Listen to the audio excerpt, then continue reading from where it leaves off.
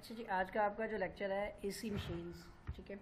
ये आपकी बुक है इलेक्ट्रिकल थर्ड ईयर की, एसी मशीन्स पार्ट 1, ठीक है।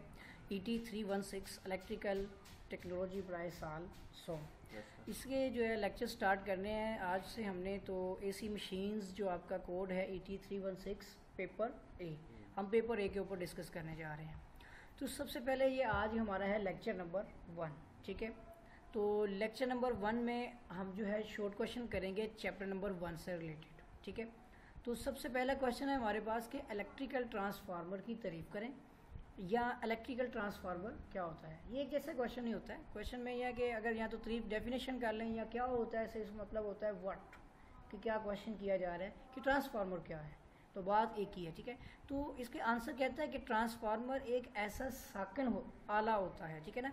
एक ऐसा साकिन आले से मुराद ये लिया जाता है कि ये मूव नहीं करता, बल्कि एक जो बॉडी है एक स्ट्रक्चर पर ये मुश्तमिल होता है, ठीक है ना। तो इसके ऊपर भी हम डिस्कस करेंगे, टाइप्स के लिहाज से भी होते हैं, लेकिन अभी तो हमारा क्वेश्चन सिर्फ इतना सा है कि ट्रांसफार्मर क्या होता है, ये इसकी तारीफ क्या है। तो सिंपल मायने में है कि ट्रांसफार्मर एक ऐसा आला होता है जिसके ज़रिए इलेक्ट्रिकल पावर को, ठीक है, फ्रीक्वेंसी तब्दील किए बगैर, ठीक है ना, यानी कि बगैर फ्रीक्वेंसी तब्दील किए आपने एक सर्किट से दूसरे सर्किट में तब्दील किया करना है। सिंपल डेफिनेशन को एक बार फिर से रिवाइज करते हैं कि ट्रांसफार्मर एक ऐसा साकिन आला होता है जिसके ज़रिए इलेक्ट्रिकल पावर को बगैर फ्रीक्वेंसी तब्दील किए एक सर्किट से दूसरे सर्किट में तब्दील किया जा सकता है। इसका मतलब ये होता है कि आप इसके ज़रिए से करंट को स्टेप अप और स्टेप डाउन कर सकते हैं, यानी आप करंट को बढ़ा भी सकते हैं, वोल्टेज में तब्दील कर सकते हैं, ठीक है, यानी कम और ज़्यादा कर सकते हैं। इस मकसद के लिए हम क्या करते हैं, ट्रांसफार्मर का इस्तेमाल करते हैं। इसी को इलेक्ट्रिकल ट्रांसफार्मर कहते हैं। ये जो आप ट्रांसफार्मर देख रहे हैं, ये ट्रांसफार्मर दो टाइप्स यहाँ पे बनी हुई हैं। जो आपकी लेफ्ट साइड पर ट्रांसफार्मर है, ये अमूमन तौर पर आपने चार्जर में देखा होगा, ठीक है, अडॉप्टर्स में, चार्जर्स में, जैसे लैपटॉप होता है या कोई बोर्ड, जो भी आपको मतलब कि ये अमूमन तौर पर उनमें ये देखे यहाँ पे वोल्टेज भी लिखे हुए हैं 230 वोल्टेज। लेट्स सपोज हम ये ले रहे हैं, एक सैंपल लिया हुआ है हमने, ठीक है। और राइट साइड पर जो ट्रांसफार्मर आप देख रहे हैं, ये हमारी स्ट्रीट्स के कॉर्नर में लगा होता है, ठीक है ना। तो ये ट्रांसफार्मर जो है ये एक इलाके को यानी कि सप्लाई मुहैया करने के लिए यूज़ होता है।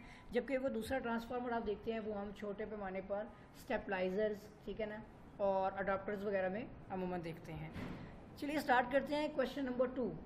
ये हमारा क्वेश्चन होता है कि स्टेप अप ट्रांसफार्मर क्या होता है, ठीक है। तो ये वैसे एक चीज़ बता देता हूँ कि जो चैप्टर 1 हम पढ़ रहे हैं वो है सिंगल फेज ट्रांसफार्मर। अब जो ट्रांसफार्मर हम जो अभी डिस्कस करेंगे ये सिंगल फेज के ऊपर डिपेंड करता है, ठीक है ना। इसमें सिंगल फेज इन्वॉल्व है, ठीक है ना, 3 फेज नहीं है। उसके बाद यानी कि वो चैप्टर आपका सेपरेट होगा। अभी चैप्टर 1 में अब स्टेप अप ट्रांसफार्मर मतलब होता है कि ऐसा ट्रांसफार्मर जो कम वोल्टेज को ज़्यादा वोल्टेज में तब्दील करता है।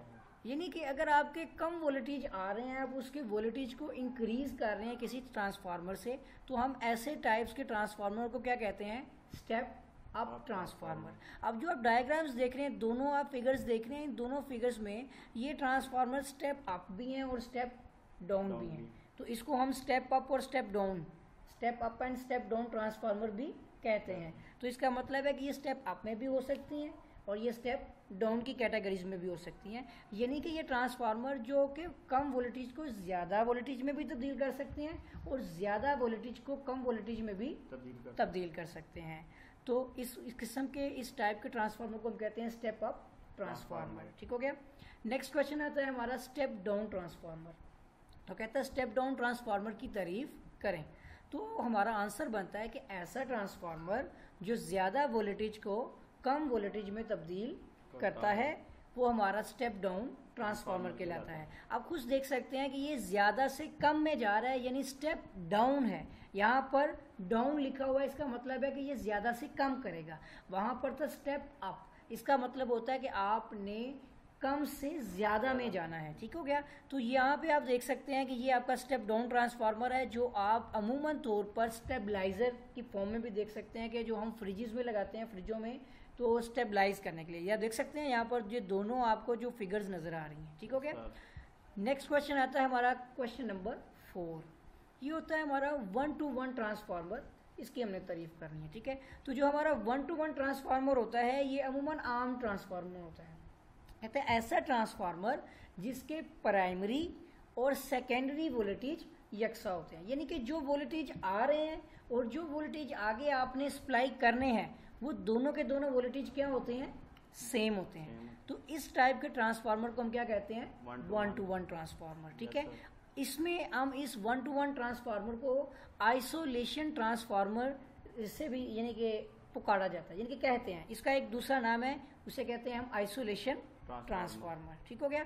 चलिए क्वेश्चन नंबर 5 जो है नेक्स्ट, जो हमारा लास्ट क्वेश्चन है इस लेक्चर का, इसमें हमारा क्वेश्चन है कि ट्रांसफार्मर को साकिन आला या साकिन एसी मशीन क्यों कहते हैं। इसकी वजह ये होती है कि जो हमारा ट्रांसफार्मर होता है ये एक साकिन बॉडी पर मुश्तमिल होता है, ठीक है ना। यानी कहने का मतलब है कि ट्रांसफार्मर में, चलिए पहले हम ना इसका आंसर पढ़ते हैं। इसका यानी जो डेफिनेशनी तौर पर जो हमारा आंसर है वो है कि ट्रांसफार्मर में चूंकि कोई मुतहर्रिक वो चीज़ होती है कि जो हरकत नहीं कर सकती, ठीक है। चूंकि कोई मुतहर्रिक या घूमने वाला हिस्सा या रूटर वगैरह मौजूद नहीं होता। मुतहर्रिक होता है मतलब कि जो एक जो हमने बोला ना कि ये हरकत नहीं कर सकता, मतलब मुतहर्रिक कहते हैं हरकत करने वाली चीज़ को, ठीक है ना। जो मुतहर्रिक होती है या घूमने वाली होती है, मतलब एक मायने होता है या तो कोई चीज़ मुतहर्रिक है, ये एक चीज़ में ट्रेवल कर रही है, या वो चीज़ किसी जगह पे घूमती है, जैसे मोटर होती है, मोटर घूमती है, ठीक है ना। तो अब यहाँ पर जैसे रोटर होता है आपका, मोटर के अंदर जो बॉडी के अंदर जो चीज़ मूव करती है जैसे रोटर होता है वगैरह के बारे में बात करते हैं कि ट्रांसफार्मर चूँकि एक मुतहर्रिक या घूमने वाला हिस्सा जिसमें मतलब मिसाल के तौर पर रोटर वगैरह मौजूद नहीं होता, यानी ये हरकत किसी तरह से भी नहीं होती, ना इसके अंदर होती है ना बाहर, ठीक है। तो इसलिए इसे हम साकिन आला या साकिन एसी मशीन भी कहते हैं, ठीक हो गया। तो ये था कि अगर हम ट्रांसफार्मर की बात करें तो ट्रांसफार्मर ना मूव होने की वजह से, मूवमेंट नहीं होती, रोटर वगैरह मौजूद ना होने की वजह से हम इसे साकिन आला या साकिन एसी मशीन कहते हैं, ठीक हो गया।